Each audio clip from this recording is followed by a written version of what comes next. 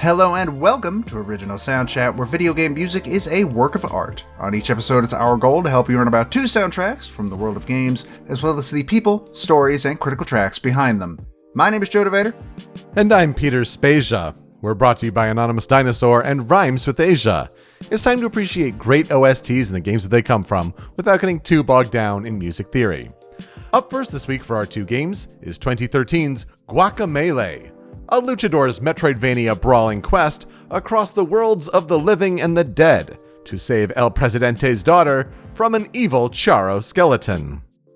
Following that is the sci-fi horror juggernaut that launched a franchise, however briefly, featuring plenty of body horror and a unique method of dispatching your enemies, 2008's Dead Space. I think the only comparison that we could make between Guacamelee and Dead Space is their masked protagonists. We've done that before, though. I feel like that's been a theme before. But both of these are silent protagonists. Which I didn't know. I had no idea that the guy on Guacamelee was a silent protagonist, actually. I mean, he'll grunt, he'll make noises and all that, but he likes to keep strong and firm and quiet. So I think that works. But otherwise, extremely different games, I think, this week. But hey, there's also dead people if you're going to the land of the dead. And Necromorphs, I think, are dead. I don't actually 100% know. I just know that they're freaky. More threads together than you'd think with those 2. Joe, welcome back from vacation, though we were able to avoid all of that with our podcast recording scheduling. I think that worked out, but how are you doing? What are you playing? Well, right before vacation started, I finished Eternal Punishment. I don't think it actually adds a lot to the ending of Innocent Sin. I think Innocent Sin's ending stands a lot stronger on its own. And I also just don't think the story of Eternal Punishment is anywhere near as strong as Innocent Sin's is. So, if you're gonna play one of them, you should play Innocent Sin.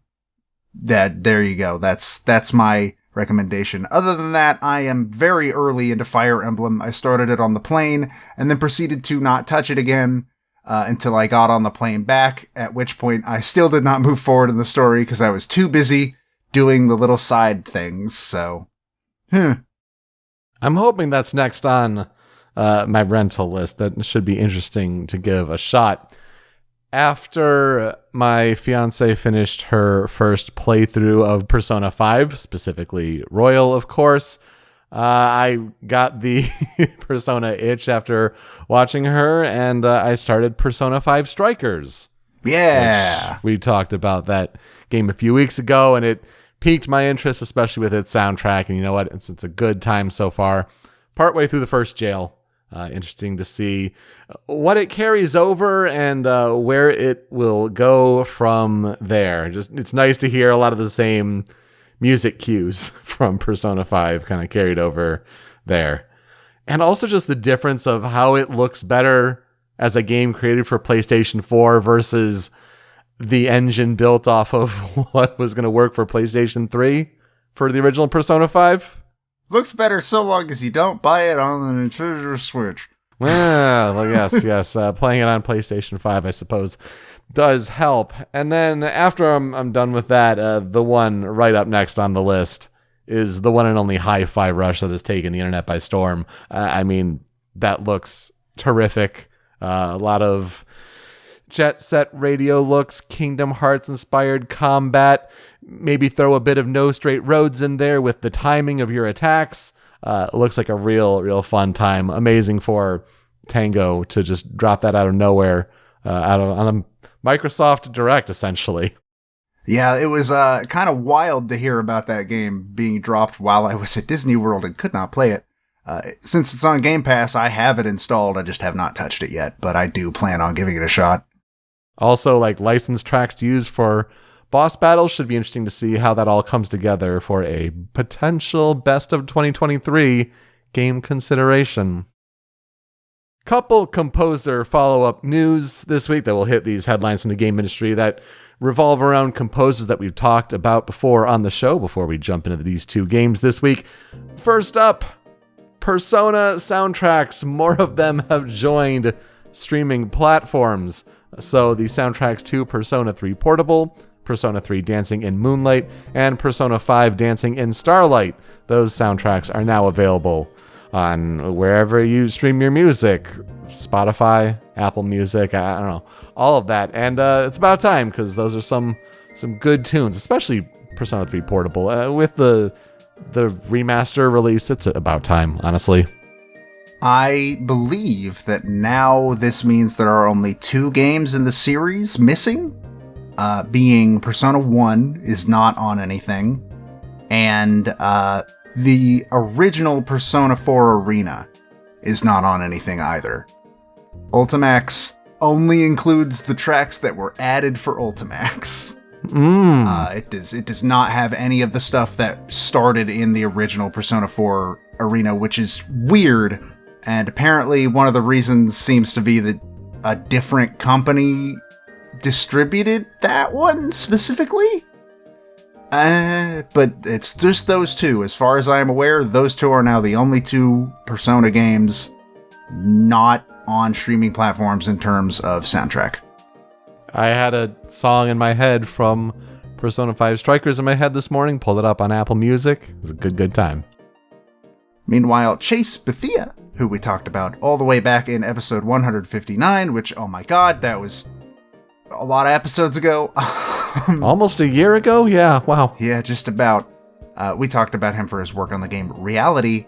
He announced that he is doing the music for an upcoming game called On the Peril of Parrots. I don't know a lot about it yet because he announced this, again, while I was at Disney World, but I'm very interested in more Chase Bethia stuff, and that definitely, his involvement alone has it on my radar more than it would probably be otherwise.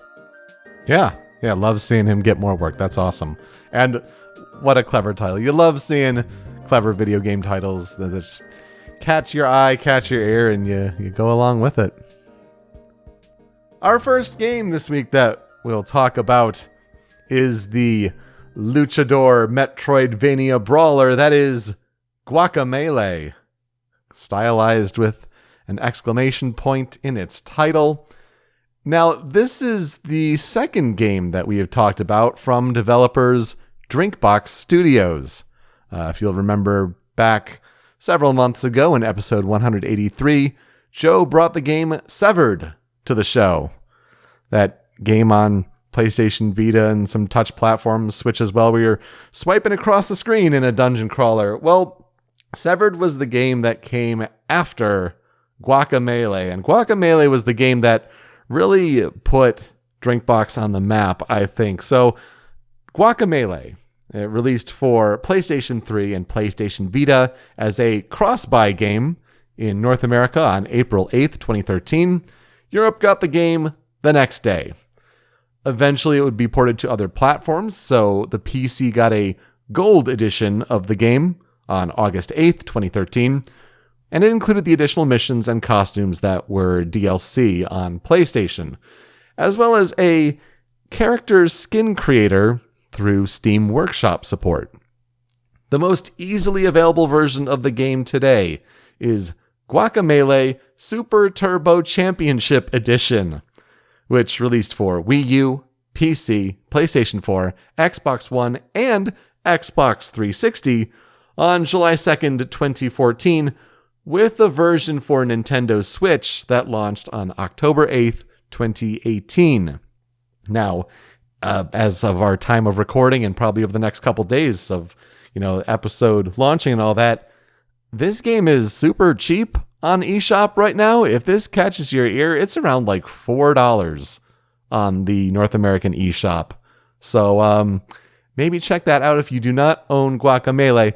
But it's one of those indie games that you probably have at some point, especially if you're a PlayStation Plus subscriber and have been for years, because this was a PlayStation Plus free title for subscribers during May 2015. So maybe check your PlayStation library there. The game is developed and published by Drinkbox Studios. BrokenRule.es, so probably a Spanish publisher of Broken Rules, they developed the Wii U port, and Activision published the game on Xbox 360. What a weird pull. Guacamelee is a hybrid 2D Metroidvania-styled action platformer and brawler. So players control a luchador to explore an open, non-linear world to complete the central story objectives while collecting necessary character upgrades and beating up enemies. You gain abilities from Chuzo statues, so they certainly know their target audience there. And you trade in coins that are collected from defeated enemies to buy new skills at shops, which also double as checkpoints. The game also features drop-in co-op play, so that's pretty neat. The story of Guacamelee. Just outside the small Mexican village of Pueblujo, Juan Aguacate is a humble agave farmer. On the Dia de los Muertos, or Day of the Dead, he goes into town to meet his childhood friend and love interest, Lupita, who is El Presidente's daughter. An evil Charo skeleton, named Carlos Calaca, attacks the village and kidnaps Lupita.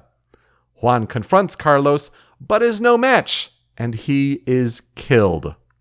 He is sent to the land of the dead, a parallel world where the dead reside. There, Juan finds a mysterious luchadora named Tostada. She gives Juan a mystical mask that transforms him into a powerful luchador and brings him back to the world of the living. Big question, can Juan grow stronger, work with a rooster that has mysterious powers, make his way through Calaca's forces, and save Lupita? Joe, here's where I'll ask you, what are our experiences with Guacamelee? Guacamelee is one of those games where I own it on multiple platforms, and I've never played it. I know of the name. I knew that it was a Metroidvania and all that. I've seen screenshots of it. I'm pretty sure I own it on Wii U. Pretty sure I own it on PC. I might own it on Switch. I don't remember. But I own it on multiple platforms, and it's just, I've never loaded it up and played it. I've meant to for years, but it just hasn't happened. Guacamelee for me was a game that I not only played on PlayStation Vita, but I also platinumed the game there. It's a pretty easy platinum, from what I recall. The game overall is like 7 to 10 hours, depending on how much you do. Throw a couple more hours on top of that for some backtracking, as you do for Metroidvania games. But a pretty attainable platinum, honestly. And yeah, I think I have it on PC as well. Certainly got the game through PlayStation Plus as well. But that was a buy for me back in the day because it looked a lot of fun, and it's pretty easy on the whole. It's really approachable, an easy Metroidvania to get into. I know we have Metroidvanias since 2013, like Hollow Knight, that really pride themselves on difficulty, or Ori and the Blind Forest, which is all about like the beauty and the story. Like Guacamelee is simple but effective art, simple but fun gameplay, and there are some difficulty spikes in there. The final boss is quite tough, but yeah, I had a really good time with Guacamelee, to the point where its sequel is one that I should have played by now, and I haven't for some reason. But there's always been a fondness for Guacamelee, and remembering its soundtrack, especially when you brought Severed to the show, I'm like, yeah, Drinkbox, like that's the Guacamelee people. Oh, I should throw that down sometime because it has a definite sound to it, and it was neat to learn about it. Though there wasn't too much available about the development of Guacamelee itself. There was a tidbit that the Mexican theme was proposed by one of Drinkbox's animators in a brainstorming session. At first, the team wasn't too sure about this, but after they saw concept art and discovered the rich amount of Mexican folklore that they could draw upon, they knew it was a perfect theme, so they went and ran with it. When the game came out, a couple years after the fact, Drinkbox released a physical version through the subscription box company IndieBox. And they had this exclusive, custom-designed, individually numbered physical release of Guacamelee, which had been digital only up until that point. Makes sense for an indie game. This limited collector's box included a flash drive with a DRM-free game file, the official soundtrack, an instruction manual, a Steam key, and various custom-made collectibles. Guacamelee reviewed very well, with a Metacritic average of 84 on PS3 and 87 on Vita. There's a range of scores on most platforms after the launch, with a 90 on Wii U, and later an 86 on Switch. A lot of the game is praised. There's a lot to love about it, though. One point of contention in a couple of the reviews was its duration. I don't know what you're expecting from an indie Metroidvania, but I think 7 to 10 hours is a pretty decent sweet spot, so I disagree with that. 7 to 10 hours is like Super Metroid. Right? Like that. What's the problem? There isn't really any sales information out there for Guacamelee, which is a shame. Like, I don't know how much we're trusting, VG charts or Steam Spy or anything like that. We've done that in the past, but it's such a rough gamble that they say, oh, maybe around 1 million on PC, but there's no info anywhere else. But it was certainly snubbed at the big video game awards shows in the monster year of game releases that was 2013. I mean, Grand Theft Auto 5, The Last of Us, BioShock Infinite, just big year there, 2013. Though it was nominated for the 2013 Independent Games Festival for Excellence in Visual Art. The legacy of Guacamelee, well, after Drinkbox released 2016's Severed, a sequel, Guacamelee 2, which features 4-player co-op gameplay, was released on August 21st, 2018. Since then, Juan has made guest character appearances in other indie games, such as Runbow, Indivisible, Brawlout, and Dead Cells. Drinkbox followed up Guacamelee 2 with a new IP called Nobody Saves the World, which released in 2022. So last episode, I said we were going to talk about a certain composer. Next week, we're going to talk about Peter Chapman. And then when I looked more into this game and how the music is spread out, I figured not only would we find more information on this other composer, but it'd be more interesting to talk about Rom Di Prisco. And Rom Di Prisco was born in Canada. He seems to be currently based out of Toronto. He has different aliases that appear on some projects, including Romolo Di Prisco, and I believe it's his electronic music artist name of Morphadron. But Rom Di Prisco is a classically trained composer, producer, and remixer who has been working for over 25 years. In his time before working in game music, he produced remixes for artists such as Christopher Lawrence, Skinny Puppy, Richard Vishin, Cooling Brothers, Cabaret Voltaire, Unit 187, The Postmarks, Power Plant, Matt Reen, Econoline Crush, and Red Flag. These were artists listed on his website, and I can't say I've heard of a single one. Maybe that says more about me. I also have not heard of a single one of these people. Oh, good. I'm glad I'm not the only one. But Rom Di Prisco seems to work in the genres of electronica, Goa trance, psytrance, breakbeat, and big beat. Some of his influences include Left Field, Skinny Puppy, The Prodigy, I Start Counting, PWEI, New Order, FSOL, Red Flag, Daft Punk, The Cure, Kraftwerk, Underworld, Thompson Twins, DAF, Howard Jones, and Nitzer Ebb. I at least recognize one or two of those. Yeah, just to name a few there. I feel like sometimes when you get composers who work in game music, they don't know too much about video games. Well, this is not the case with Rom Di Prisco. He is a big game collector and enthusiast. He says he owns over 30 game consoles and hundreds of games spanning from the late 70s all the way up to the newest releases. He also notes that he's been a fan and a supporter of indie game development since the Commodore 64, Amiga, and Atari ST days. Though it took until the game Wipeout on the original PlayStation as it being his light bulb moment of, oh, I make all this music. What if I did this for games? So he started applying to different video game companies and seemed to land big on the Need for Speed franchise to start there with his career. Though since then, he's taught courses on music composition, sound design, and advanced game sound for the Game Development and Entrepreneurship program at Ontario Tech University. You can follow him on Twitter at Rom Di Prisco, RomDiPrisco. So, yes, some of the games that Rom Di Prisco has worked on. He worked on Need for Speed, the 2 through 5, essentially. So that's Need for Speed 2, Need for Speed 3 Hot Pursuit, Need for Speed High Stakes, and Need for Speed Porsche Unlimited.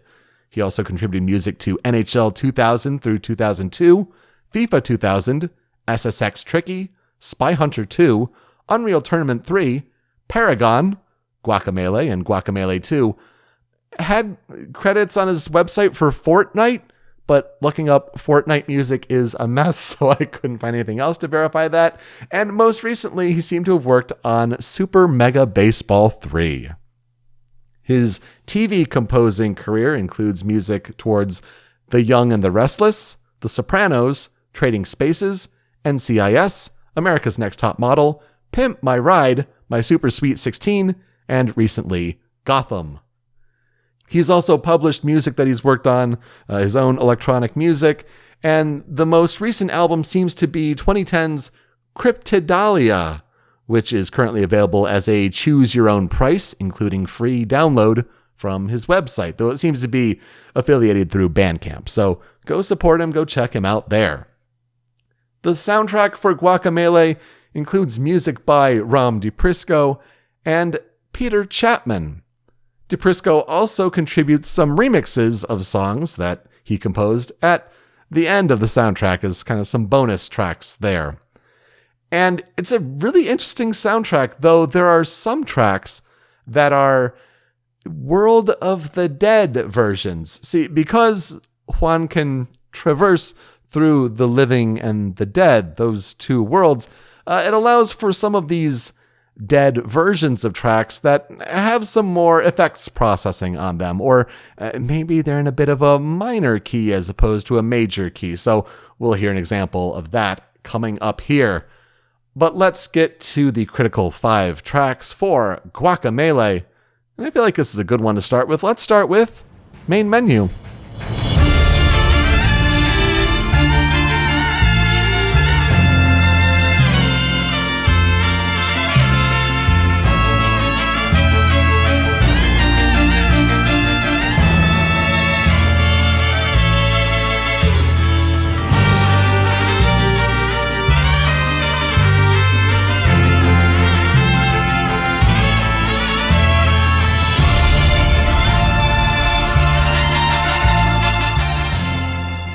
Aren't you glad that we are past the days of MIDI and some poor instrument choices there?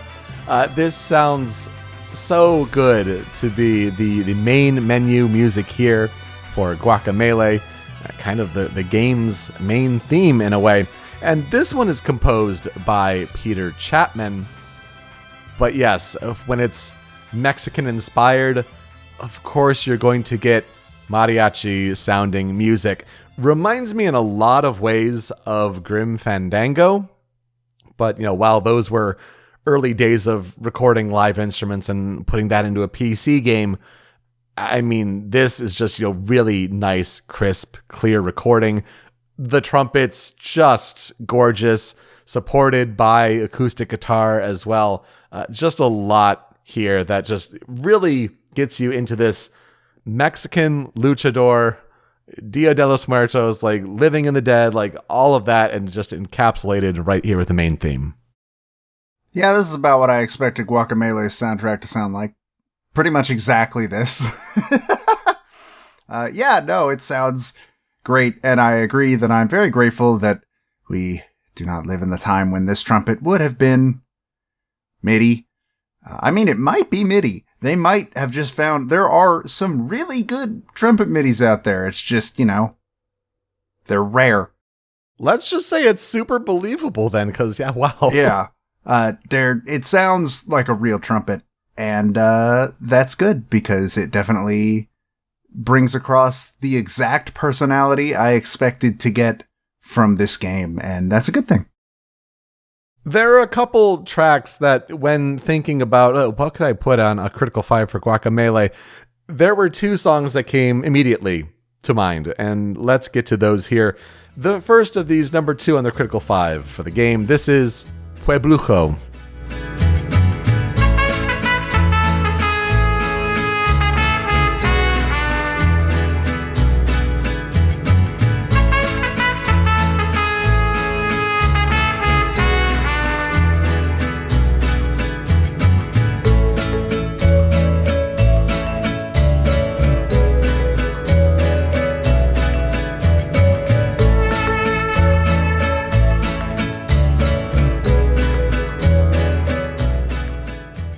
So unless I note otherwise, the rest of these tracks are composed by Rom Di Prisco.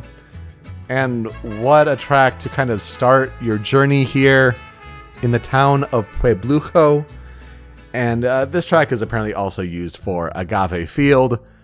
But really, this is the beginning of your journey. Juan is just this agave farmer.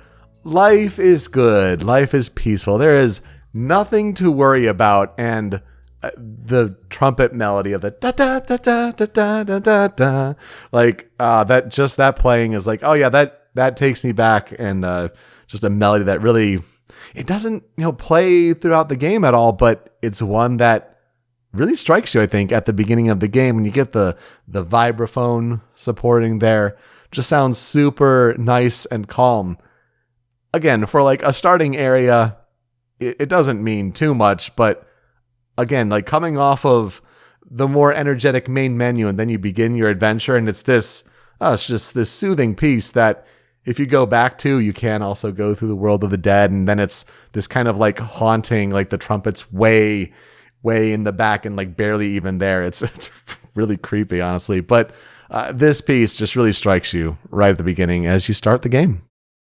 Yeah, this sounds like a very good starting area song, especially when you begin the plot synopsis with Juan is a humble agave farmer. This definitely has sort of a farming town feel to it. I don't know if that's actually what it's trying to get across. Yeah. But it definitely leans into that in a very, very good way, and soothing, I think, like you described it as soothing. I think that's a pretty good description of it. It sounds peaceful, and I like it. It's good. Juan has no special powers. He has no troubles. He just wants to go talk to his love interest, and that's all there is to it. But number 3 on the Critical 5, I think that there's one track that you got to pick out from Guacamelee, and that fans do as well. Of course, this track is Boss Theme.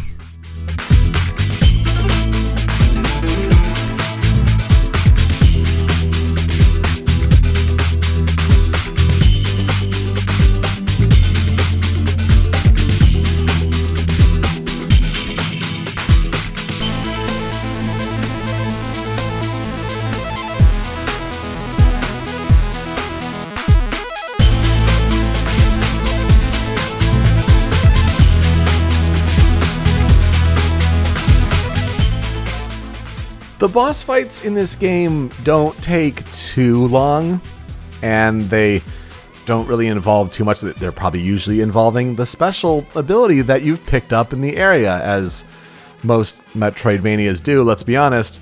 But this is the one theme that plays throughout most of the bosses, and it's a piece that really hypes you up in quite a neat way, with just the ding-a-dang-a-ding-a-dang-a-ding, this rhythm that gets going with the acoustic guitar, and then you get the clapping, slapping percussion behind it, and then suddenly it shifts to this electronic synth line that goes really wild, and it's a piece that just really stands out in heavy combat for a one-on-one encounter. Granted, there is a final boss battle, as you might expect, But even then, it kind of starts the same way and then just builds, bigger and bigger with the bigger stakes. I feel like there's something to this one for how much you hear it, how effective it is. This is, I think, one of the best pieces in the game. Just so effective. Oh yeah, this song is awesome. This song's really, really good. I like the energy that the acoustic guitar has, and just in general, like, this is a really, really cool boss theme. I think so far, this is absolutely with a bullet one of my favorite songs that has been brought up for the game so far, just based on energy alone. This is a really, really good boss theme. Like, thumbs up. I actually love this song. So glad to hear. Yeah, it's definitely the winner, I think, from this soundtrack.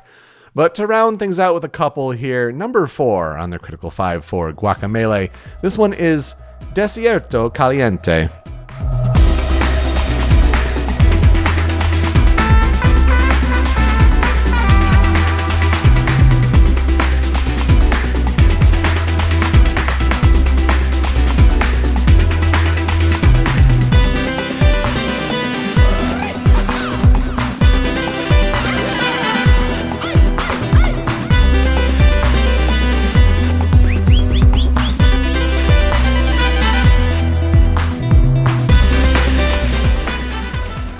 I feel like if you're going for the Mexican luchador sort of topic and setting, you have to have a desert environment, right? And so this is the theme of Desierto Caliente, an arid desert region populated with chupacabras and cacti. And you kind of get that sandy, arid theme, the wind kind of going through the track. And this is just, again, so good with the acoustic guitars bringing the energy, the trumpets that come in, and then you get some like little trills and like little vocal effects in there too, which is just also a real nice touch for this one. Good energy for one of the big environments for this game because it comes with the best ability, where you learn Pollo Power, the special ability in which a luchador is able to transform between a human and a chicken. As they do. Oh, yes. So good, so brilliant, and, why not highlight it for not only the great music, but the great pickup power that you have in this Metroidvania. This is another song that is absolutely awesome. I really, really like the plucking guitar as opposed to the chords that you get in that you got in the boss fight theme. The energy, again, this sounds really, really good. And also just sort of, I don't know, something about the backing, what would you call it? Ambiance? Yeah, sort of. Yeah. Like, that definitely does give the feeling of being in, like, a windy, dusty, hot desert. And, this song is very successful at bringing across what kind of environment it's doing. And this is, again, awesome. This is a really cool piece. It's so good, just like this one is. We'll round things out with another great one here, number 5 on their Critical 5 tracks. Let's wrap things up with Temple of Rain.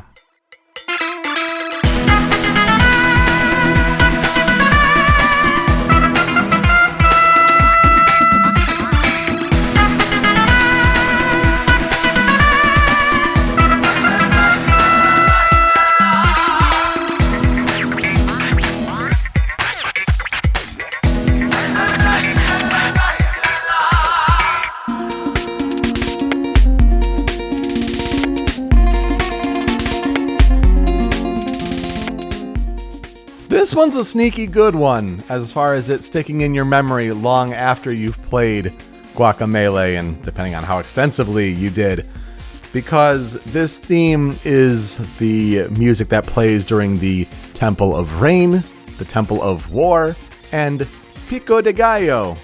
And these are the 3 temples that Juan visits in his pursuit of Calaca.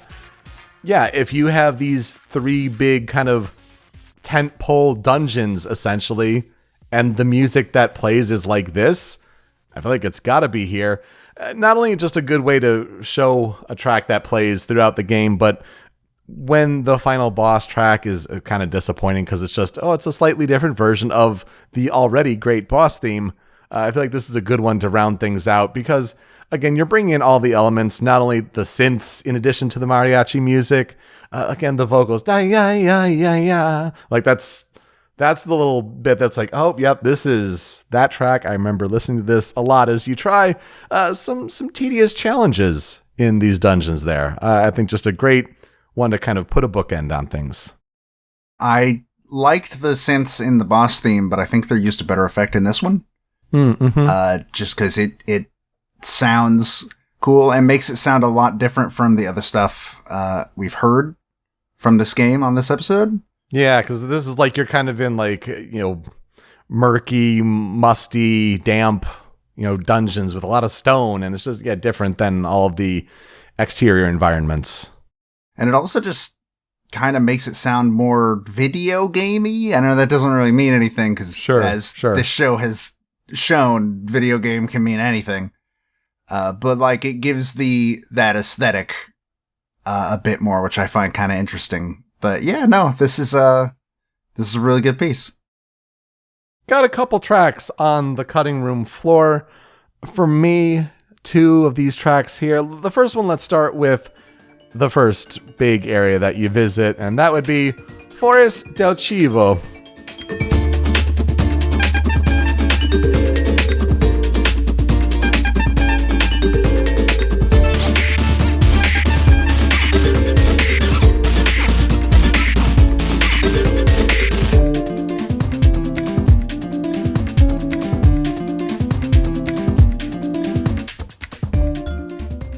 If you've got a desert environment, you probably need a forest environment too. And so Forest del Chivo is a forest that is populated with tall, towering trees, 2 waterfalls and streams, and it's located to the west of Plebujo. And it's, the first big area you explore. It's where you learn the Rooster Uppercut skill. Let's call it what it is. It's a Shoryuken. Juan gets to do a Shoryuken and call it Rooster Uppercut. Okay. You basically get to break red blocks because things are color-coded to your abilities. It's, I think, a really easy, friendly, maybe a good, first newcomer Metroidvania, especially how they color-code it just so. But yeah, a really interesting forest song where we've heard a lot of forest songs throughout the years during this show. But for this one, definitely leaning more into the synths and other electronic sounds compared to, you got some of the mariachi music there with the electric guitar. You got the bongos there, which is pretty neat. But yeah, playing up and tweaking the synths up a bit more. It's a neat touch. And, for the first big area that you explore, I think you got to have it at least here. And the fast xylophones. I really, really like the high energy xylophone.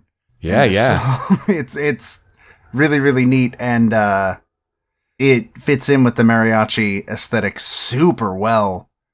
And I think that's the part that sticks out to me the most in this one. For another track on the cutting room floor, this one was tempting to put on the Critical 5, but I figure at least it's here. I think it just falls a little short musically, but good to put in Santa Lucita, World of the Dead.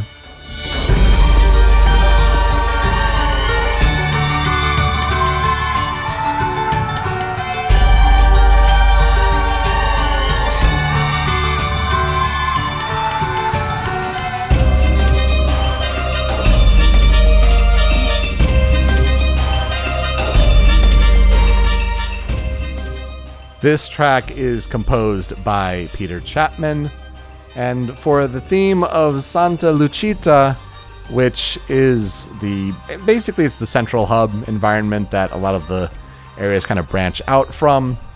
It's just a neat little kind of hub world place where you get to explore and discover a whole bunch of video game and pop culture references baked into like either the different houses or just posters hanging up. Like there's Los Super Hermanos poster, and this red and this green wrestler are advertising their tag team services. Does one have an M and an L there. Who's to say those Los Super Hermanos? But a neat little town to be in, and this one highlights the world of the dead aesthetic, where it may be a little more amplified in some other tracks, like the Pueblujo one. But for this one, it's neat because this kind of tweaks into a minor key a little bit. Santa Lucita in the world of the living is very bright, definitely a major key, and this kind of gives it a little dark undertone through it. Not as much on the effects processing as you may hear like instruments in the distance or anything like that, but this is just tuned enough to fit, I feel like, what the world of the dead could be, and shows like there's some slight differences when you shift into that world. And there's slightly what sounds like slightly distorted vocals in the background of certain parts, and it gives this really, really cool ghostly feeling. That is what really jumps out to me. I mean, if it's going to be World of the Dead, like, I would assume that is a big part of it is ghost stuff. But yeah, it's a really, really neat piece. And without going to listen to the regular version, just listening to this first, I cannot imagine this song in a major key. Well, you'll just have to play the game to find out. I guess so. And of course, yeah, again, big Grim Fandango vibes in this one. The comparison, I think, is undeniable there. So what will I never forget about Guacamelee? Yeah, obviously a fun enough game for me to platinum. I don't do that too often with other games, but if it's a pretty attainable one and it takes just another like hour or so of playing, yeah, I'll give it a shot. Especially, I obviously really enjoyed it. Did I enjoy it enough to go hunt down Guacamelee 2 and play that one? Still got to do that, but this one I feel is just a really attainable, easy, someone's first Metroidvania could easily be this, and kind of introduces it really nicely. It's also fun with the chicken powers. I think that's pretty unforgettable.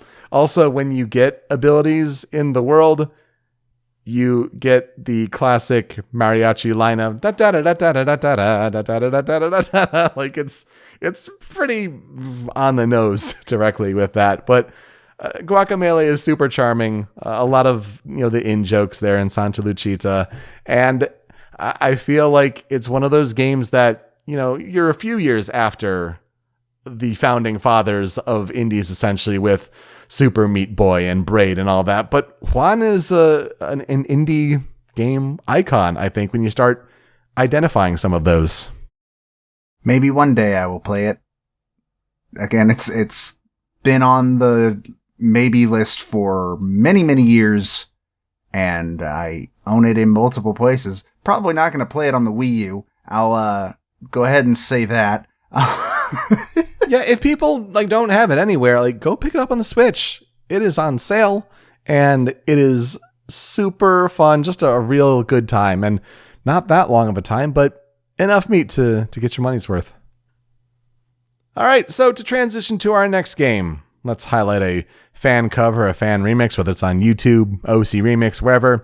There were some remixes on YouTube that didn't seem to be that much different. It's like, oh, you put the living and the dead ones together. Congratulations. I don't know if I'd call that much of a remix. But when Rom Di Prisco himself did his own remixes of his work and put them as bonus tracks on the soundtrack, maybe that's a good way to cover instead of, hey, just do another track from the game. So this is Rom Di Prisco's remix of Desierto Caliente, and it really is a good, fun time. Just continues on the really good vibes with this song. So please enjoy, and we'll be right back.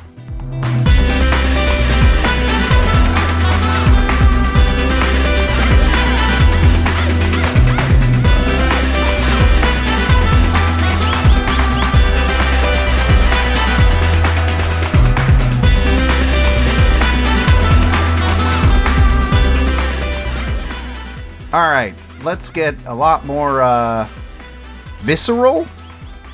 Huh? It actually doesn't work for this one because they weren't called that yet. Let's talk about Dead Space. Dead Space was originally released on October 13th, 2008 for PlayStation 3, Xbox 360, and PC. It was developed by EA Redwood Shores, which would of course later be rebranded into Visceral Games, and published by Electronic Arts. I did not know that it was that different of a rebranding. Yep. Apparently, when this game came out and was successful, they became Visceral Games because EA decided you're making Dead Space and that's what you do now. As, you know, EA and Activision tend to do when they get one small success on their plate. To a fault. Yep. So, if you don't know what Dead Space is a third-person shooter and survival horror game where the player must navigate a space cruiser that is infested with horrifying creatures that want them dead. You know, as you do. It involves mechanics such as using gravity manipulation to solve physics-based puzzles. There's also some sections with zero-G that are apparently very well done. And it's also most famous for its plasma cutter weapon, which can be used to slice monsters up by essentially launching blades made of laser out. And that becomes very important because the enemies in this game explicitly, and we'll get into more detail later, don't die in the same way that, like, your typical zombie game enemy will die. Headshots don't do anything. You have to cut off their limbs specifically, and that's where the plasma cutter apparently very, very much succeeds. The story of Dead Space takes place in the year of 2058, where humanity has spread throughout the universe, and in order to gather the resources necessary for their survival, a practice known as planet cracking is put in use. This involves finding barren planets unable to sustain life and essentially destroying them and taking all the resources at once. The oldest of the ships used for this practice is the USG Ishimura, which is performing an operation on the planet Aegis 7. When the Ishimura goes silent, a maintenance ship is sent to check on its status. On this ship is engineer Isaac Clarke, who has come along on the trip in order to find out what happened to his girlfriend, Nicole Brennan, who serves as the Ishimura's senior medical officer.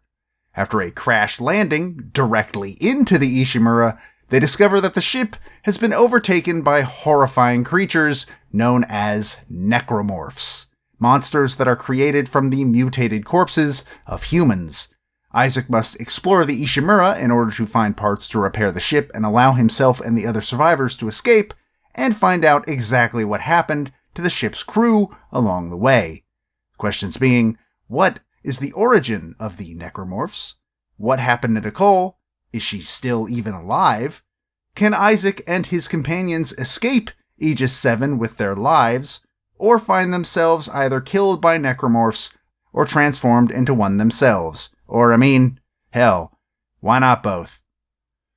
So this is where I'll ask, Peter, what are your experiences with Dead Space? First of all, I feel like we have to shout out Dead Space, an all-time top-tier video game name. Yeah. Like, whoever thought of, like, we're going to call our game Dead Space. And it's like, oh, so good. And it works perfectly for the kind of game that it is. I have, like, no experience with Dead Space. And you know what? I feel like maybe if I dug up my achievement history, going back to Xbox 360 when I bought one, in around 2008, like the end of October 2008, I got it for, like, Guitar Hero World Tour, which I think was number 4 at the time. Weird to get an Xbox 360 for that. But anyway, so, you know, Dead Space was fresh out. I think my roommates in college had it. I may have tried it, but considering it was my first system and first video game experience with dual analog sticks, Dead Space, not a good game for an inexperienced video game player on the dual analogs there to play. So I may have given it a shot because of its acclaim and bounced off very early and super hard. Never went back. It's not my kind of game, but I can appreciate what it did for survival horror, albeit for only so long.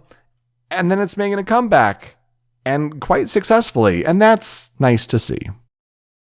On the other hand, this game is very much my thing, which is why I think a lot of people might be surprised when they hear that I have never played it. Ever. I love horror games. I very much like the aesthetic and everything around Dead Space, the things I have seen over the years. They look really cool and really good. And it is definitely a game that I should play, and honestly, I kind of meant to play it before the remake came out. I own it on Steam and have for many years, but I just have never gotten around to it. In fact, at some point last year, I had it installed on Steam, but had to uninstall it to make room for something, and I don't remember what it was. The dilemma. I had installed it explicitly to play it, and then I didn't do that. So, yeah, I have never played Dead Space, any of them. I very much would like to. Maybe I will someday. But it seemed like it was a no-brainer that we should talk about Dead Space this week. It would have made more sense last week, but last week was kind of, a special week. So just pretend that the remake comes out tomorrow and not last week. Yeah, and I think it's also important to point out that, Dead Space has had long-lasting effects on the video game industry to the point where when the industry goes in cycles of new game ideas, for whatever reason, we've seen at the Game Awards, the Summer Games Fest, E3, whatever replacement, the survival horror in space, the Dead Space-like, has been such a seemingly focal point that for whatever reason, now we're fixated on it, and now is the time that the remake comes back. So I feel like Dead Space is as relevant today as it was, back in 2008 at its apex and its cultural relevancy. Yeah, it's kind of wild that so many games all at the same time are we're quote unquote not Dead Space, but some of those will probably be good. I hope. Maybe. We'll see that one with Roger Moore and Troy Baker. I can't remember what it's called, but there's one that was, it has the acting pedigree, and we'll see if that makes a difference. But Callisto Protocol so far has fallen on its face, and that I think was a bit unexpected. Yeah. So I had the opposite problem you had. You mentioned you couldn't find a lot on Guacamelee's development. I found too much on Dead Space's development. Rad. To a point where I started having to drop stuff and decide not to talk about it, or else this would be way too long. But let's go ahead and jump into some of the stuff at the very least. The concept for Dead Space began as Glenn Schofield's desire to create the, quote, most frightening horror game possible. And he was pulling inspiration from Resident Evil 4 and the Silent Hill series, which, yeah. At that point, who else are you going to pull from? The engine the game had been developed on, which I found really interesting, is actually reused from their previous project, the 2006 licensed title, The Godfather, the Game. That is hilarious. And also, I found out something kind of cool. The concept phase had it going under the working title of Rancid Moon, which, Dead Space, still a better title, 100%. Totally. Rancid Moon's still really good. How many times have you ever heard the word rancid in a video game title? Huh? Yeah, I can't think of one. So also in the conception phase, Schofield had pictured a scenario inspired by Escape from New York, where the player would be stuck on a prison planet in outer space. This sounds kind of familiar. It's Callisto Protocol. It's his team that went and worked on it, so yeah. If you're going to make a similar game, go for broke. I guess.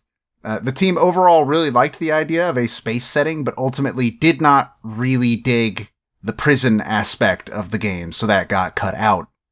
The tone was heavily inspired by some notable sci-fi films, most importantly and most obviously Event Horizon and Alien. There are also apparently conflicting stories about what kind of influence the System Shock series had on the game. One director claims that the game was only inspired by System Shock 1 and 2. It was just an influence. It was one of the list of things they looked at while they were making the game.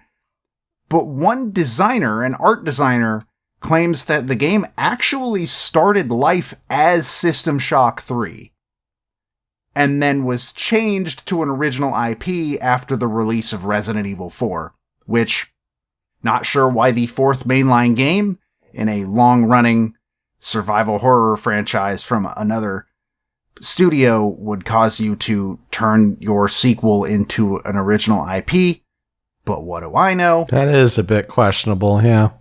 But that art designer claims that that is the case.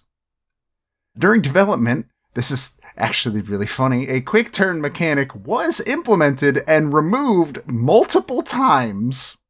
Eventually, it was removed completely once and for all when they realized that when it was mapped to the only unused buttons that were left on something like an Xbox controller, playtesters consistently would use it on accident during high-stress situations and therefore quick turn away from the danger. Oh, no. So they took it out. A system was also developed to place enemies procedurally in order to make it impossible for players to memorize and take advantage of spawn patterns, which I think is very neat and a great way to sort of keep the player on their toes at all times, no matter how experienced they are at the game. Another famous part of Dead Space is that Necromorphs can only be killed by severing all of their limbs, like I mentioned earlier, as opposed to the headshots typically seen in other horror or shooter games in the same vein. In fact, apparently they went so far as to make it so that if you try to shoot a Necromorph in the head, it just makes them angry and harder to fight. Brilliant. So don't do that. I've just heard that the strategy is cut off their legs and then stomp them. Yeah, pretty much. The stomp is one of the other like iconic parts of Dead Space, where it's the heaviest, strongest stomp on the face of the planet. Any planet, I guess in this case. They apparently had prototyped co-op over the span of 3 months, but they ultimately dropped it so they could focus on polishing the single-player experience. Co-op in the campaign is a concept that would eventually return in Dead Space 3. There are also a few zero-G sequences in the game, and in order to get these right, the team exhaustively researched space exploration and survival as much as they could. These were apparently, like, really difficult to get working right, because the game's engine uses Havoc, which is a physics system that a lot of games used back in that day, and they may still use it, I don't really know. And they did have an option to just turn off gravity. Like, they could just do that.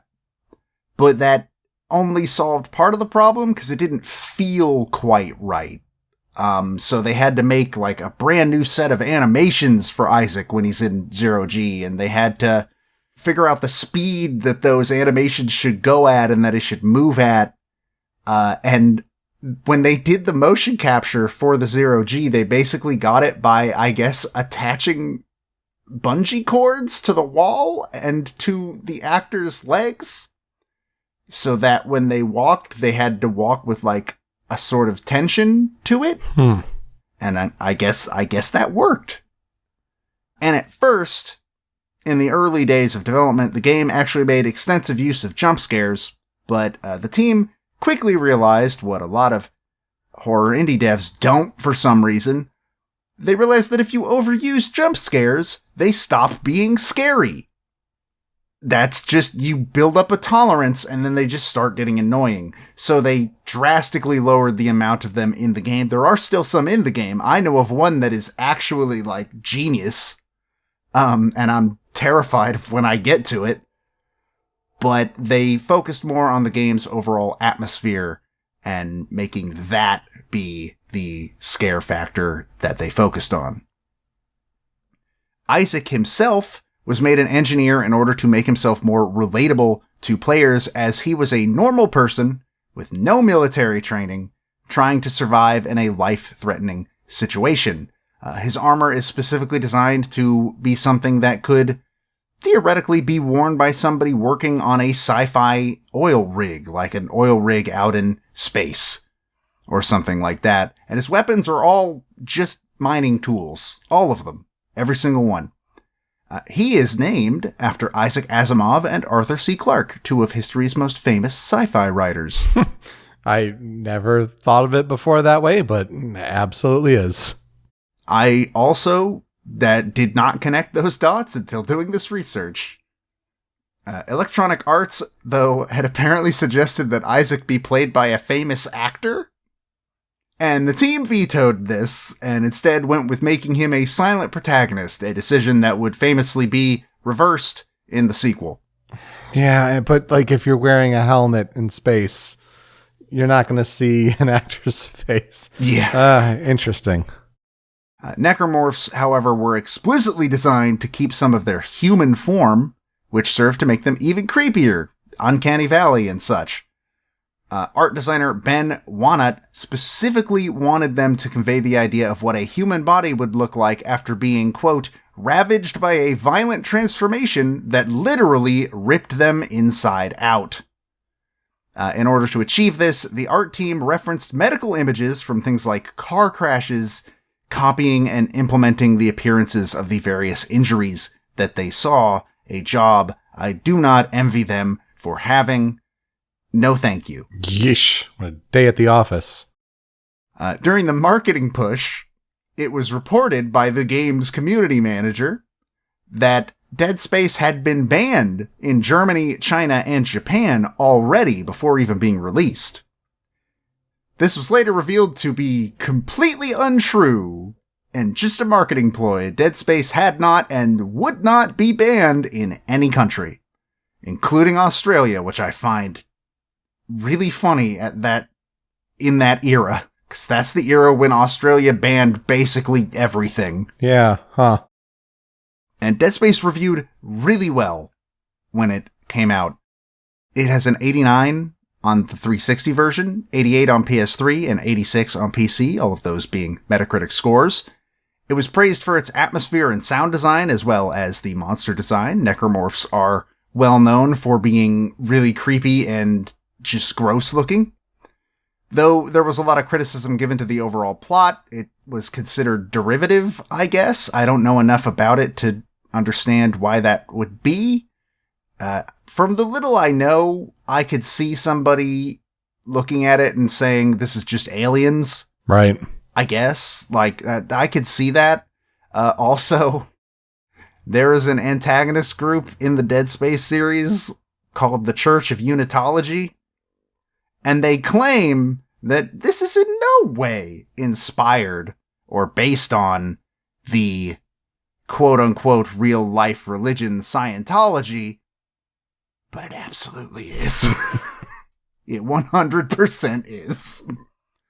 But they also felt like certain aspects of the game's design and pacing felt like unneeded padding to the overall runtime. But generally, Dead Space is considered a classic in the survival horror genre, especially of its era. You can see it regularly placed beside games like Resident Evil 4 or BioShock. And it was a big awards winner in the year it came out, especially at Navigator, where it won animation in a game cinema, camera direction in a game engine, lighting/texturing, sound editing in a game cinema, sound effects, and use of sound, while also being nominated for camera direction in a game engine, art direction in a game cinema, direction in a game cinema, and game original action. Navigator, please work on your category names. Yeah, they never fail to have the most ridiculous categories at that show. But it also won the BAFTA for original score and use of audio, and was nominated for action and adventure and artistic achievement. At DICE, it won Outstanding Achievement in Sound Design and Action Game of the Year, while being nominated for Outstanding Achievement in Art Direction and Outstanding Achievement in Original Music Composition. It was nominated for Best Animated Video Game at the Annie Awards and Best Action Adventure Game at the Spike Video Game Awards. It won Audio of the Year and Sound Design of the Year at GANG, and it was nominated for Music of the Year and Best Use of Multi-Channel Surround in a Game. So it was an awards darling that year. And after the game's success, EA Redwood Shores, as I said, was rebranded into Visceral Games. They became the Dead Space people and weren't allowed to do anything else. Dead Space kind of became one of EA's big hitters for a short while. There were rail shooters, 2 spin-off rail shooters. I did not know either of them existed, but they do apparently. On Wii, right? I'm pretty sure, yeah. At least one of them. There's a mobile game. They released comics. They released novels. I'm pretty sure there was an animated short somewhere in there as well. Like, they went hard on Dead Space, and that's just the spin-off stuff. There were also 2 direct sequels, Dead Space 2, released in 2011, and Dead Space 3, released in 2013. And Dead Space 3 kind of got the critical reaction of, nah, I'm good. And the series went dormant immediately. Well, don't make it a generic third-person shooter game when you kind of scrap all the survival horror elements. Like, don't do that. Yeah, it turns out people played Dead Space because it was a horror game, not because it was Call of Duty. The original game, though, has received a full remake, Resident Evil 2 style, that was released last week on January 27th, 2023. And like we've mentioned a couple of times, reviews are really good. People who have played it have said it's really, really good. I'm glad to hear that it is apparently a very, very competent remake that really makes the source material shine. And I look forward to one day getting to play it when I have something that can. So, much like you, I said a different name last week for who I was going to cover, and then when doing research, realized there was a better candidate specifically for this game. So, today we're going to talk about Don Veca, who was born August 29th, 1961 in Shreveport, Louisiana. He attended San Jose State University, graduating with degrees in computer science and music. Worked at Apple from 1989 to 1992, where he worked on things like QuickTime and MIDI, which those are... QuickTime's a name that I did not expect to hear today. Yeah, okay. That's a relic from a different time. After he left Apple, he joined EA and was there until 2010. And then he left EA to join Activision, where it seems that is where he is still working to this day. And he largely works as a sound designer. In fact, he was the sound designer for Dead Space. That's why we're talking about him, but there's another reason as well. But he has also done composition in the past. So in terms of his work, things he has worked on, for sound design, he is credited on Road Rash 2, PGA Tour Golf 2, Sesame Street Counting Cafe, Wing Commander 3, Heart of the Tiger, Madden NFL 2001, Lord of the Rings The Two Towers, The Godfather the Game, there's the second mention of that game in this episode, Dead Space, Dante's Inferno, which I imagine probably had something to do with him leaving EA, and Call of Duty Black Ops Cold War most recently back in 2020. Whoa, that's a jump in his history from Dante's Inferno to one of the more recent Call of Duty games. Also shouts out Madden NFL 2001, the first one I played. Love that. In terms of music, he is credited with doing music for Michael Jordan, Chaos in the Windy City, Tiger Woods 99 PGA Tour Golf, SimCity 3000, Tiger Woods PGA Tour 2000, and Tiger Woods PGA Tour 2002.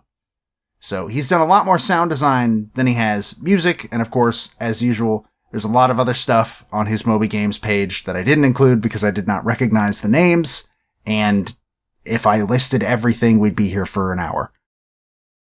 So in terms of historical development research for Dead Space itself, the soundtrack was actually composed by Jason Graves, who we have already talked about. We talked about him way back in the day, even farther than I thought, in episode 31 for his work on Until Dawn. I thought that was much more recent. It was not. And of course, heavy inspiration for the score was taken from the work of Christopher Young, most well known for his scores on Hellraiser, The Grudge, and Pet Sematary, as well as the score of The Shining, which are some pretty good places to pull your horror music inspiration from. And according to Graves, the team told him that they wanted, quote, the scariest music anyone had ever heard, which is definitely no pressure, man. No pressure at all. And he strived to take the concept of the necromorph, specifically looking at the name, necro meaning death, morph meaning to change, and essentially kind of make a musical version of that concept. Whatever that means. I mean, we'll hear what that means in a bit, I guess. Recording sessions took place at Skywalker Sound and involved recording multiple sections separately so that Graves would be able to create multiple layers that could be used within the game, and recording the whole soundtrack took over 5 months. The reason that I figured Veca was a better fit to talk about in this episode wasn't just because he was the lead sound designer, but also he was apparently actually very heavily involved in trying to suss out what the general texture of the soundtrack should be. He didn't do any of the composition work. According to him, Graves did all of it. The entire soundtrack was him, but he was there to sort of try and nail down what kind of aesthetic and feeling they wanted from the soundtrack in general. In fact, he seemingly was intimately involved in all aspects of the game's sound, just in general. And I found a quote from him in an interview where he said, quote, we didn't set out to compose a traditional music score. We were going for textures and mood, and you can definitely hear that in the final product. Let's get into that for the 5 critical tracks for Dead Space.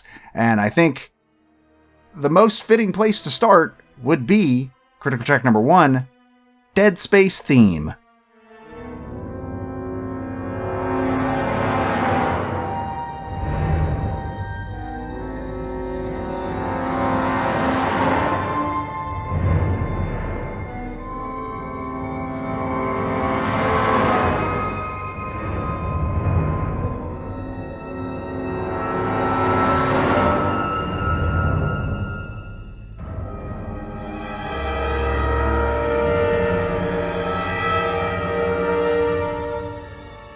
So this isn't quite what I would expect from the main theme of Dead Space. I'm going to assume this plays on the title screen, if I had to take a guess. It's the closest to a traditional orchestral piece that you're going to find on this soundtrack, because it doesn't have to build like a tension or anything, and yet it still kind of does that. It's got this slowly building, fearful aspect to it that I really, really dig. And this sort of, I don't know how else to describe it, but a warbling strings section in the background really sort of helps the horror feeling of it. I don't know. This song really kind of fits the whole sci-fi horror vibe that I feel like works perfectly for a game like Dead Space. I think they nailed it with this main theme. So here I am coming into the soundtrack for Dead Space, and like one of these songs has to be Twinkle, Twinkle, Little Star, and the really creepy version that always got associated with the game. No, Joe, you tell me it's a marketing piece? I'm pretty sure when I listened to the soundtrack, it was not on there. Wow. So wow. I'm going to assume that song was primarily used for the marketing, because I remember those commercials. I remember that too. But it's not in the game, I guess. Very effective. But yeah, I feel like for this being the Dead Space theme, then you can totally hear the Alien inspiration. It is really interesting that like I hear this and like, oh yeah, I could also totally hear Until Dawn. You can hear like that's Jason Graves and his work there for sure. So that's really neat as well. I'm interested to hear the rest of this, if this is the most orchestral and melodically driven piece. I'm sure we're going to get a lot of banging and metal and things like that, a lot of sound effects if I had to guess. But yeah, for a game that I don't think necessarily would need the most amount of music to it, you're right. I think it's more about the atmosphere and the environment and all that really driving the experience. But yeah, if you're going to start on a title screen and have it be this, yep, nailed the assignment. So speaking of nailed the assignment, first of all, I think I only have like one or two of them on this list, but in fact, I really only have one now that I look at it. There are like 3 or 4 tracks on this soundtrack that are like parodies of a Frank Sinatra track. And this is one of them. This is critical track number 2, Fly Me to the Aegis 7 Moon.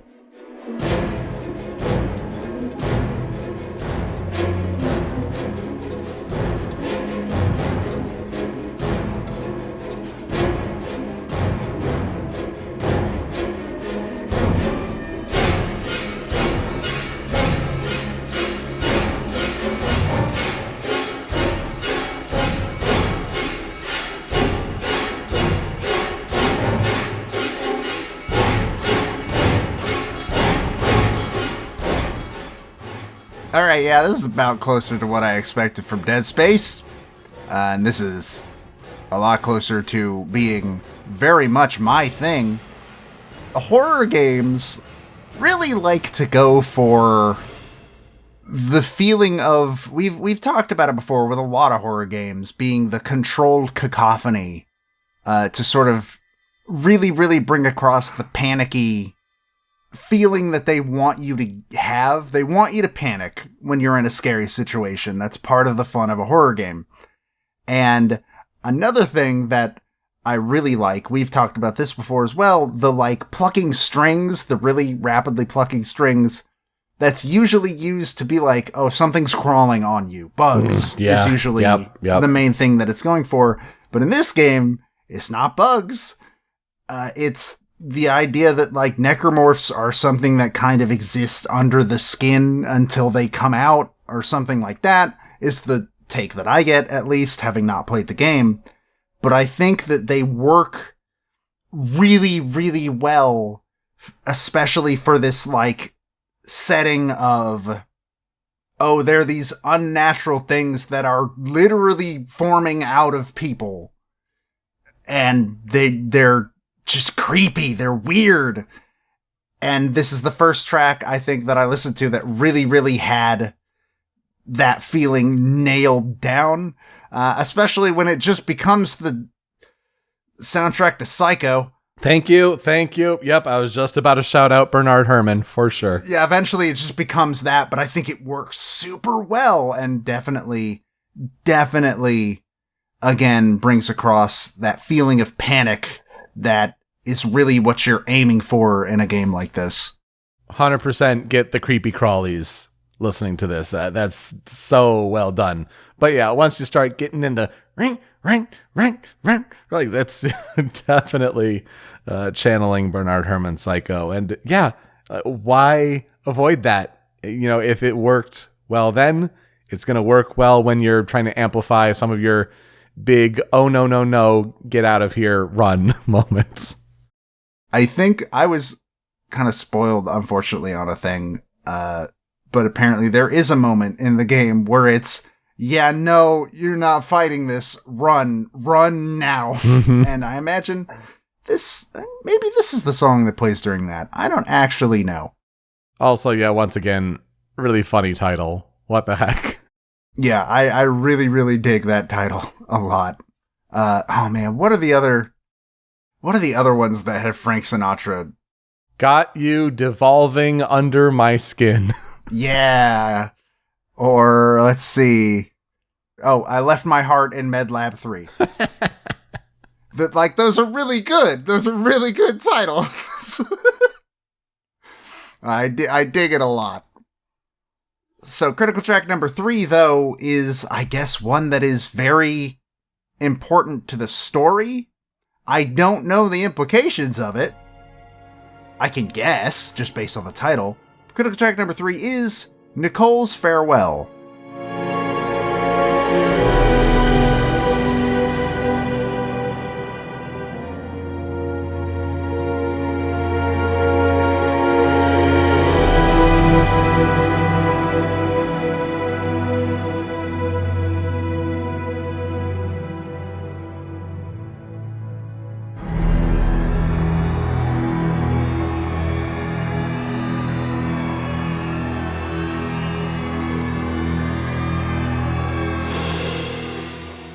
Based on YouTube comments, this plays during a very impactful part of the game, an impactful moment. Not just because it sounds like it's probably a sad moment. I mean, Nicole is the reason that Isaac came to Aegis 7 in the first place, to find her and find out what happened to her. And I don't know if this is saying she's dead or if you find her later. I don't know. This is very early on the soundtrack, so I'm not sure. But something about, like, finding a farewell message from her to Isaac, and I guess the last 20 seconds just repeat over and over again as you make your way to a boss, which sounds really cool. But this is another one that's a lot closer, for the most part, to a more traditional orchestral score. But then it does definitely start sort of devolving a little bit more into, you hear bits and pieces of the Dead Space theme in there, just a little bit, and then it kind of turns into what you more expect from a Dead Space game. Near the end, it's got more of those, like, rapidly slurring strings, and the cacophony sort of comes into play.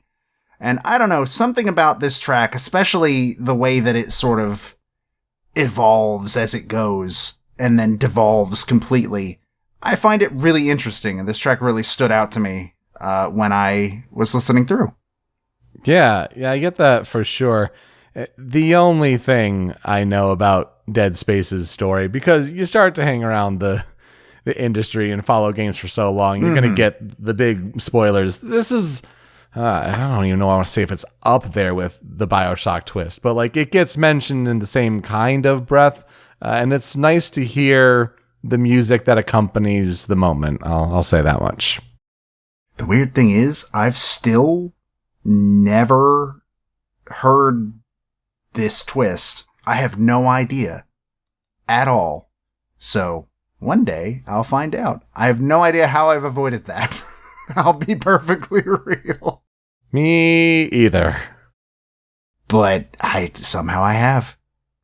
We talked about the 0G sections, and actually, when reviews came out for Dead Space, one of the things that a lot of reviewers seemed to say was, I actually wish there were more of these. And I figured, that means that it's probably a pretty good choice for a Critical 5 track, and also it's just a good piece in general for this game. This is Critical Track number 4, Entering 0G.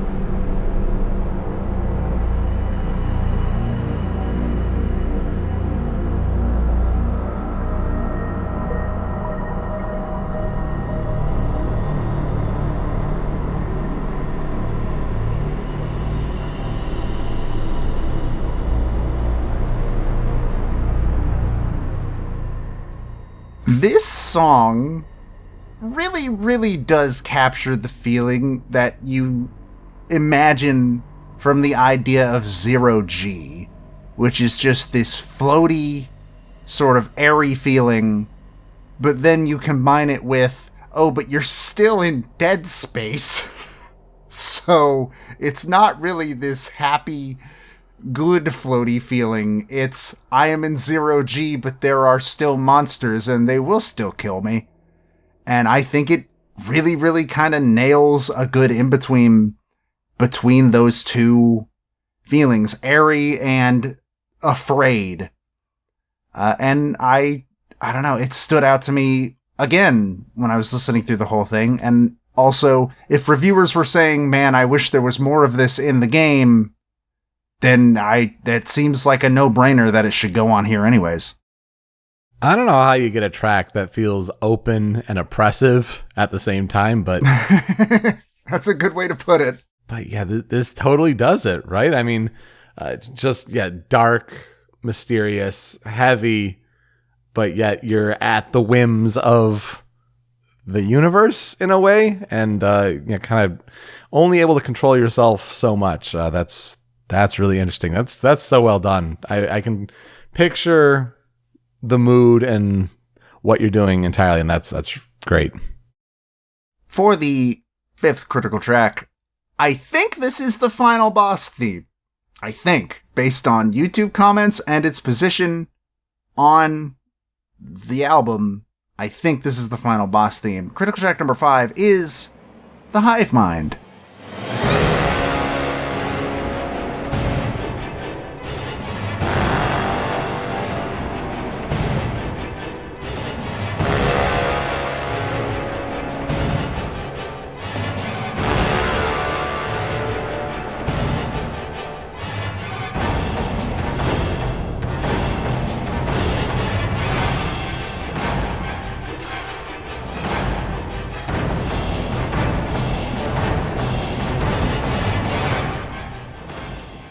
I mean, in a game like Dead Space, if it's the Hive Mind, I feel like that's a pretty good name for the final boss.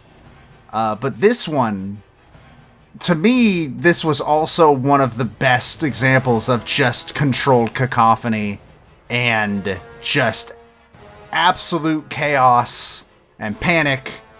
And once again, it just absolutely nails that feeling. And it just sounds really cool. There are also bits and pieces of this where I can definitely hear Yamaoka. Like, there is some Yamaoka DNA in there, some Silent Hill feeling at certain points in the song. But for the most part, like, it just nails that panic feeling that I think is very, very important for a game like this. And as we talked about earlier with Fly Me to the Aegis Moon, it's good. It's a really, really good piece and definitely sort of nails. It has this feeling of finality while also this feeling of fear. And I think those meld very well here. Controlled chaos is a good way to put it. Though I do like a comment that says, a necromorph mouse got loose in the brass section, which is composed entirely of elephants. Yep, sure. I get that. Oh, that is a very good way of putting it. Because it is just like, it feels like there's no structure to this song. But in like a way that is structured, it's really weird to describe something like that, but it works. It works incredibly well, especially for what kind of atmosphere Dead Space is going for, and I really dig it. 4 tracks on the cutting room floor. One of these is just here because I wanted to say the title. And also, it's a good song, but I wanted to say the title. And that's cutting room floor track number 1, being Severed Limbs Are Hazardous Waste.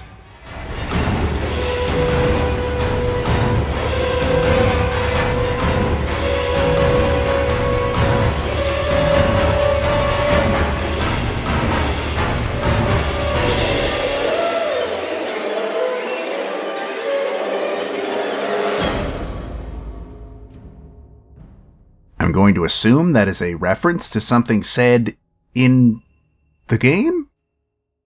Maybe? I don't actually know. But this is another one where they're really, really leaning into the creepy crawlies. Especially listening from the beginning. Just this constant build, this slope up with the creepy crawly strings in the background. And it starts out real quiet. It's getting higher and higher. I don't know. This song, I think, is really, really neat. Especially when it has a jump scare in it, essentially. Which I also really respect. It's hard to get a jump scare out of a song. but somehow Jason Graves did it, and I give him my utmost respect for that.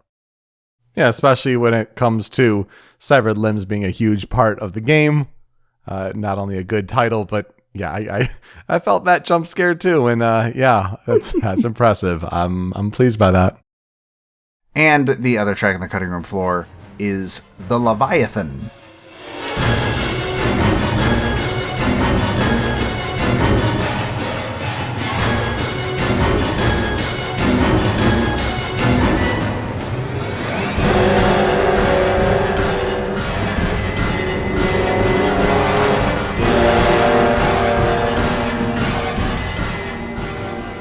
Apparently, the monster that this is named after and plays during the boss is a very memorable boss for fans of Dead Space. All of the YouTube comments either say, man, it's kind of disappointing how easy this boss was, or, oh my god, this boss was so hard I almost didn't finish the game. I don't know which one to believe, but the Leviathan is apparently a very memorable part of Dead Space, so I figured it was very important to at least mention it in this episode. And also, like, this track's not bad. It, again, sounds a little bit different from the other boss theme that we've already talked about. But, I don't know, this one doesn't really strike my fancy as much as the others, but if it's a part of the game that people really sort of attach themselves to, who am I to deny its place? Yeah, it feels like it's just going more full tilt, where there's some dynamism to some of the other tracks with the highs and the lows and the quiets and just the chaos. Like this feels like maybe more of a horror action game boss. And yeah, I can't say I have nostalgia for it or anything, but if people who have played the game do, I feel like it's a good one to put on the cutting room floor at least. Yeah. So what will I never forget about Dead Space? I really should play this game. I really should play the original before I play the remake, I feel like. Which would be the opposite of what I did for Resident Evil 2, where I played the remake, and then I went and played the original, with cheats on. And I kind of want to go the other way this time. And maybe I'll go reinstall it again at some point, and then uninstall it again later when I have to make room for a different game. I cannot believe that happened.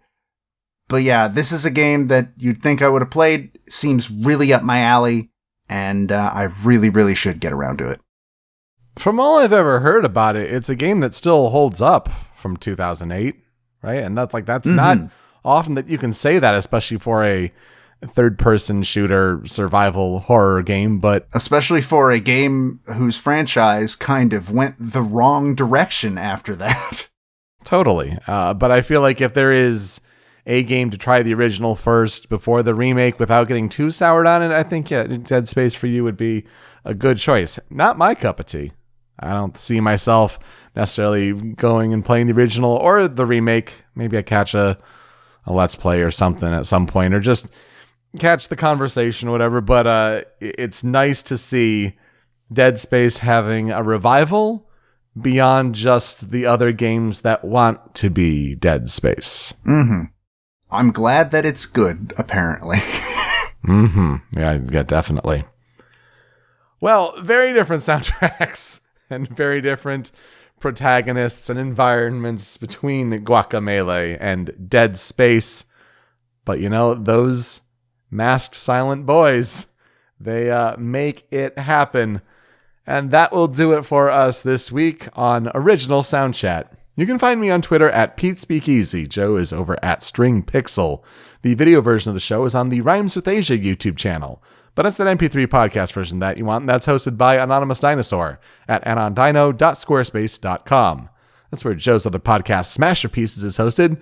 And you can listen to Smasher Pieces and Original Soundchat wherever you get your podcasts, on catchers all around the globe, from Apple Podcasts, Google Podcasts, wherever you get them, even on Spotify, where we have a podcast feed of episodes, but we also have a playlist where if we've talked about a video game track on this show and it's on Spotify or gets added to Spotify, we add it to this big, huge playlist. Joe, what's being added this week? So Dead Space is on Spotify. Guacamelee is not, which is really weird because Guacamelee 2 is. That is really weird. I don't understand that, but who knows with the rights and things and all that, and publishers. Anyway, when you're done listening, you can find the show on social media at Soundchat OST. Leave some feedback for us. How are we doing with these episodes? What did we miss? And give us some suggestions for games to cover in the future. Joe, who are we talking about next week? Oh, I'm so excited for next week because I will be talking about HyperDuck Soundworks. That's a name. I'm excited too because I'll be talking about Eliana Silva. All right, Joe, let's play us out. So usually we would grab a remix or a cover. This is the first time this has happened to me. I'm sure like a cover of the main theme exists somewhere, but I can't find it. And you want to know why? It's because trying to search anything about Dead Space on YouTube right now is impossible if you're not looking for the remake. Mm-hmm. Because that's what all the SEO is pointing to. So eventually, after trying multiple different variations on my usual search terms, I gave up and put down another track from the game proper. Also, another one that kind of felt like I just wanted to say the title. It's also good, but the title is great. And it is Do Not Vomit, Do Not Shout. So enjoy that. Thank you so much for listening this week on Original Sound Chat. We'll see you next time. Take care.